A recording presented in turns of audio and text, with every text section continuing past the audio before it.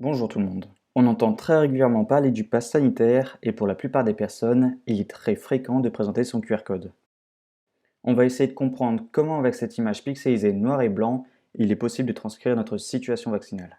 On va commencer par parler du QR code en lui-même.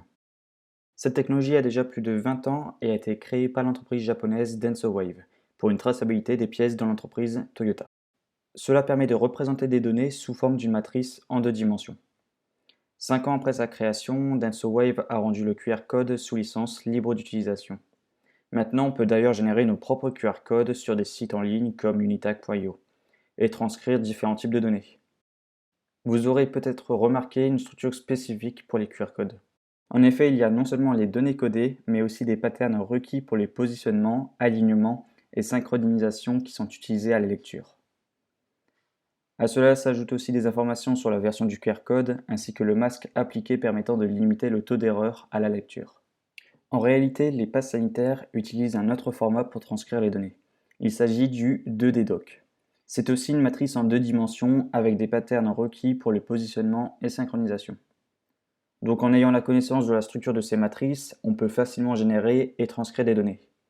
Mais du coup, cela voudrait dire que l'on peut facilement falsifier les passes sanitaires. Eh bien non, parce que les données transcrites sont signées. Entre autres, vous pourriez reconstituer les informations décrivant votre prénom, votre nom, votre statut vaccinal, mais vous seriez bloqué à cette étape de signature numérique, parce qu'elle peut être faite que par un organisme qui peut générer le cachet de signature, un peu comme ce que l'on peut voir sur des documents papier. Et ce cachet utilise une clé privée. On va évoquer un peu de cryptographie. On distingue principalement 2 méthodes de chiffrement, symétrique et asymétrique. La symétrie, c'est quand on peut à la fois chiffrer et déchiffrer les données en ayant connaissance d'un processus et clé. Par exemple, Alice chiffre un message avec une clé, Bob le déchiffre avec une même clé. Alors que pour le chiffrement asymétrique, on a non seulement une différence de clé ou processus pour déchiffrer et chiffrer les données, mais en plus de cela, on ne peut pas retrouver le processus ou clé complémentaire pour effectuer l'opération inverse. Par exemple, Alice dispose de 2 clés, une privée qu'elle garde pour elle et une publique qu'elle donne à tout le monde. Alice peut chiffrer un message avec sa clé privée, par exemple « Je suis Alice ». Bob pourra déchiffrer ce message grâce à la clé publique donnée par Alice. Il est sûr que c'est Alice qui a envoyé ce message car il a été chiffré avec la clé privée. Bob peut aussi chiffrer un message « Je suis Bob » avec la clé publique donnée par Alice. Alice pourra déchiffrer ce message grâce à sa clé privée. Bob peut être rassuré car seule Alice pourra lire son message. Voilà pour la petite parenthèse de cryptographie.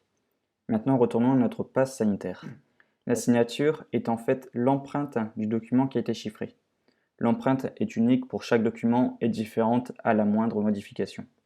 Donc pour vérifier qu'un document est valide, on calcule son empreinte unique, on déchiffre la signature grâce à la clé publique et on est censé obtenir les mêmes valeurs si le document a bien été signé par l'organisme. Vous l'aurez compris, il est presque impossible de falsifier le pass sanitaire. La clé privée ne peut pas être retrouvée et croyez-moi, si c'était techniquement possible, on aurait bien d'autres services qui seraient remis en cause pour la sécurité, comme les communications HTTPS mais aussi les transactions bancaires. Les quelques affaires que l'on a pu voir sur la falsification des passes sanitaires a pour origine des personnes du milieu médical ayant accès à la clé privée et l'utilisant illégalement. On entend aussi parler de révocation. En fait, en plus de comparer la signature déchiffrée et l'empreinte, on peut également interroger l'organisme pour s'assurer que c'est bien lui qui a certifié ce document, et qu'en plus de ça, la certification soit encore valide.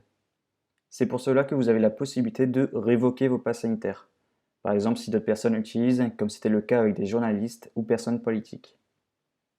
Ainsi, l'organisme va indiquer que l'ancien n'est plus valide, et ils vont vous en générer un nouveau qui aura une nouvelle empreinte parce que sa date de génération sera différente, par exemple. Mais n'oubliez pas qu'il ne faut surtout pas partager vos passes sanitaires sur les réseaux sociaux, même partiellement floutés ou cachés. Il y a de la redondance de données dans les QR codes et il est facile de compléter les informations manquantes. C'est tout pour cette vidéo qui était assez dense en informations. J'espère que vous avez pu comprendre un peu le fonctionnement du pass sanitaire. Il se peut qu'il y ait quelques erreurs dans le détail du fonctionnement et je vous invite à me corriger en laissant des commentaires si besoin. Les sources sont aussi en description si jamais vous voulez avoir plus d'informations. Et n'hésitez pas également à me faire des retours et à laisser un petit pouce bleu. Je vous souhaite une bonne semaine.